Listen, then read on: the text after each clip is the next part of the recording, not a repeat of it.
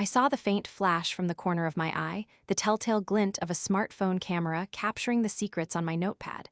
But wait, I'm getting ahead of myself. Let me tell you the whole story. My name is Alina Vance, and I'm 42 years old, living right here in Philadelphia. For a living, I run my own business measuring and fitting custom window blinds. It's not glamorous, but it's mine. I built it from nothing but a reliable van, a set of quality tools, and an almost obsessive eye for detail. Most days are a blur of driving through city traffic, hunting for parking spots that do not exist, and spending hours in other people's homes, holding my tape measure with a steady hand. I take pride in the precision of my work. A millimeter off can ruin the whole look, and I make sure my work is perfect every single time. It's a skill, a craft, and it pays my bills and feeds my cat, a grumpy old tabby named Gus. I like my life, it's quiet, it's independent, and I answer to no one but my customers and myself. The problem started with a phone call on a Tuesday afternoon. The voice on the other end was sharp and impatient. Let's call her Brenda. Brenda had a list of demands right from the start. She couldn't possibly see me during normal business hours. It had to be in the evening, after 7. I usually wrap up by 5 because the days are long and the driving is draining, but business had been a little slow. I needed the job, so I reluctantly agreed. I pulled up to her house in a newly gentrified part of the city, one of those places with sharp angles, giant windows, and minimalist landscaping that costs a fortune. Brenda answered the door and looked me up and down, her expression a mix of disdain and appraisal, like she was inspecting a piece of produce she was not sure she wanted. She led me through her house, a cavernous space with stark white walls and furniture that looked like it belonged in a museum, not a home. As I got to work, she shadowed my every move. I would climb my ladder and she would stand at the bottom, arms crossed. I'd measure a window and she'd ask, "Are you sure? Did you double check?" Her tone was dripping with condescension, as if I had never held a tape measure before in my life. I tried my best to remain professional, to smile and explain my process, but it was like talking to a wall. A very critical, very annoying wall. The real trouble began when I started taking notes. For each window, I jot down the precise measurements on my notepad. It's a system I have perfected over the years. Brenda leaned in, trying to get a peek. "So what are the numbers for that one?" she asked, pointing a perfectly manicured finger at the large picture window in the living room. I gave her a polite, practiced smile. "The measurements are part of the overall quote I'll prepare for you," I explained. "It includes the cost of the custom-fit blinds and the professional installation, which I guarantee." She scoffed, a little puff of air that was pure dismissal. "I just want to know the size. It's a simple question." I felt a knot tighten in my stomach. I had seen this before.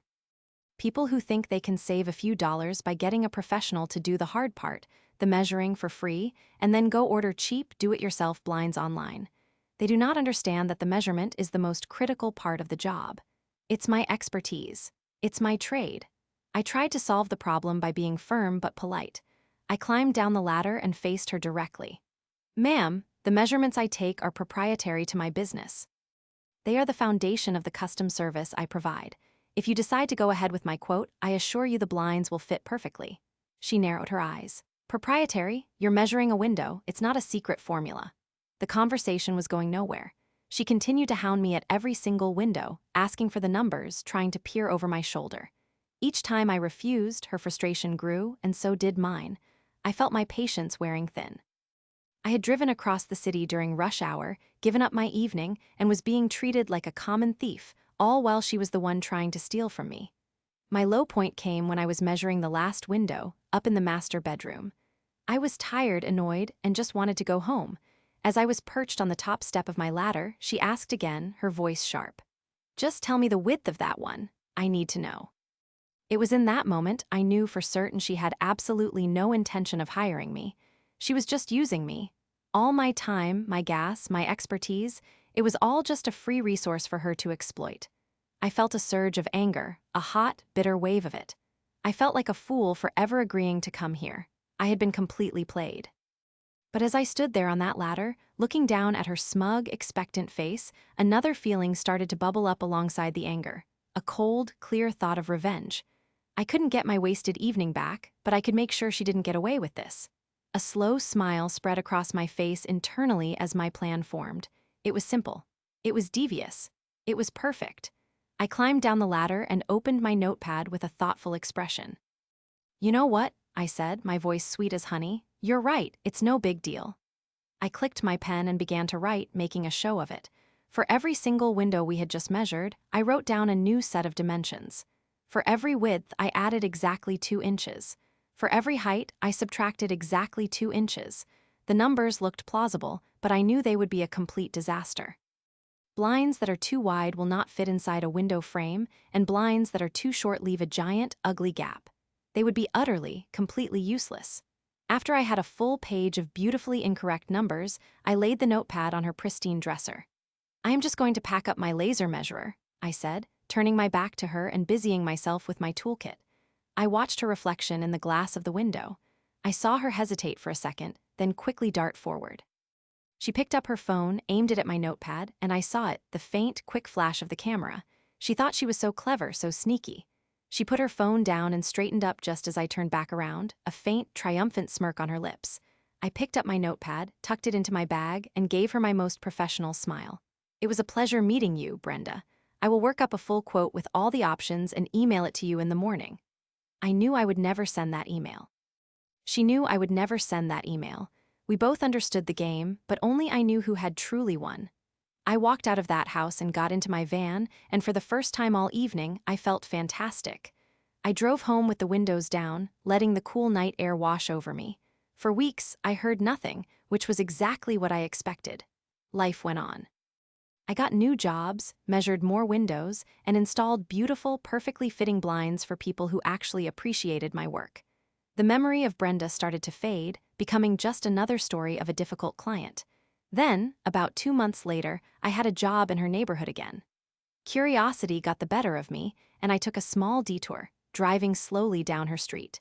I found her house and parked across the way for a moment. I looked up at the big, modern windows, and my heart leaped with joy. There they were. The blinds, they were a mess. They were crammed into the window frames at awkward angles, clearly too wide to sit properly. And at the bottom of each one was a significant, glaring gap of uncovered glass, letting the morning sun stream through. It was a testament to her cheapness and my cleverness. She had taken my bait, hook, line, and sinker. She had spent what was probably thousands of dollars on custom, non-refundable blinds that made her expensive house look ridiculous. I laughed out loud, a real, deep belly laugh of pure satisfaction. The revenge was so much sweeter than I could have imagined. But the story doesn't quite end there. About a week later, I got a phone call. It was a man, his voice tight with frustration. He gave me an address, and I recognized it immediately. It was Brenda's house. He introduced himself as her husband. "Listen," he said, "my wife tried to do a home project and it's a complete disaster. The blinds are all wrong. I found your business card. Can you please come and fix this mess?" I paused for a moment, savoring it. "Of course, sir," I replied, my voice the very picture of helpful professionalism. "I can certainly come and take a look. I'll need to remove the old blinds and take a whole new set of precise measurements to ensure a perfect fit." I quoted him my full price, plus a hefty fee for the removal and disposal of the existing, useless blinds. He agreed without a moment's hesitation. The next week, I walked back into that house, and this time, Brenda was nowhere to be seen. I spent the day carefully taking down her botched attempt, and then, with immense satisfaction, I installed brand new, elegant blinds that fit each window to the millimeter. They were perfect. I got paid handsomely for the job, more than I would have made the first time. And as I left, I knew that every single morning when Brenda woke up and looked at her beautiful, perfectly fitted blinds, she would be reminded of the time she tried to outsmart a professional and failed. Measure twice, cut once. Or in her case, steal the wrong measurements and pay twice.